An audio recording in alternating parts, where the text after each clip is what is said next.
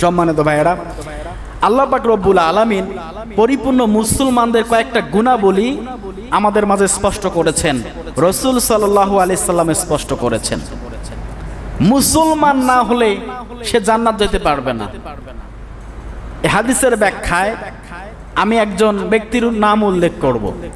আল্লাহ রাসূল সাল্লাল্লাহু আলাইহি সাল্লামকে যে ব্যক্তিটা শিশুকাল থেকে লালন পালন করেছেন, মানুষ করেছেন, খাইয়েছেন, পড়িয়েছেন, বিপদে আপদে তার পাশে দাঁড়িয়েছিলেন।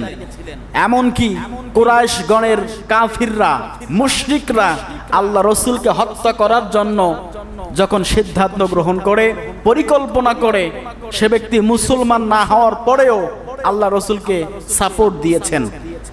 তিনি বাধা প্রদান করেছেন, আমি যতদিন বেঁচে থাকব আমার ভাতিজা মুহাম্মাদের গায়ে কেউ একটা ফুলের টোকাও দিতে পারবে না।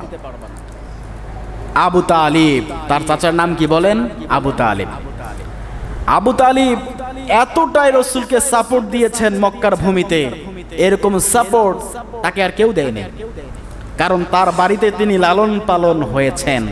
এমনকি মক্কায় কুরাইশগণের অত্যাচারে, আবু জেহেলের অত্যাচারে, ওলীদ বিন মুগীরার অত্যাচারে, আবু সুফিয়ানের অত্যাচারে বড় বড় কাফিররা তখন সংসদ ভবনে বসে আইন পাশ করে, কি পাশ করে বলেন? আইন পাশ করে। আমাদের সংসদ ভবন নাই? আছে।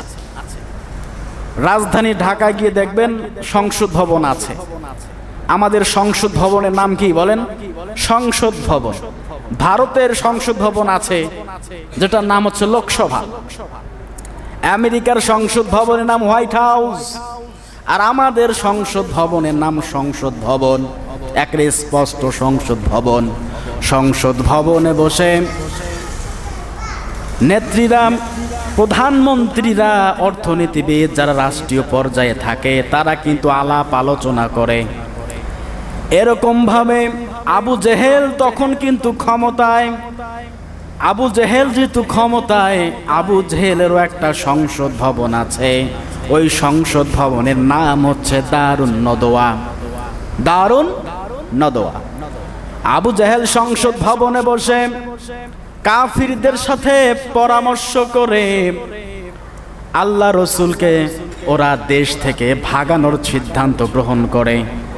বলছে না, কেউ বলছে হত্যা করে একবারে দুনিয়া থেকে বিদায় করে দেই, আবার বলে না দেশ থেকে তাড়িয়ে দিলেই মুহাম্মদ আর মাথা চারা দিতে পারবে না, এরকম করে।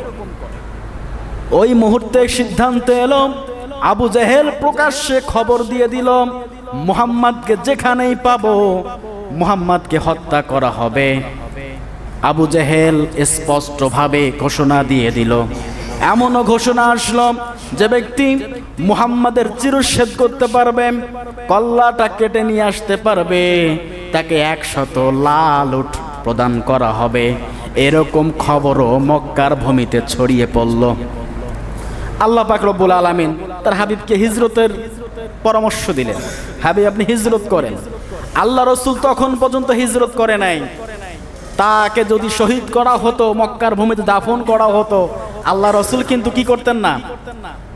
মক্কা ছেড়ে মদিনায় হিজরত করতেন না। আল্লাহ পাক হিজরতের নির্দেশ দিয়েছেন যখন, তিনি তখন গিয়েছেন, তার আগে যান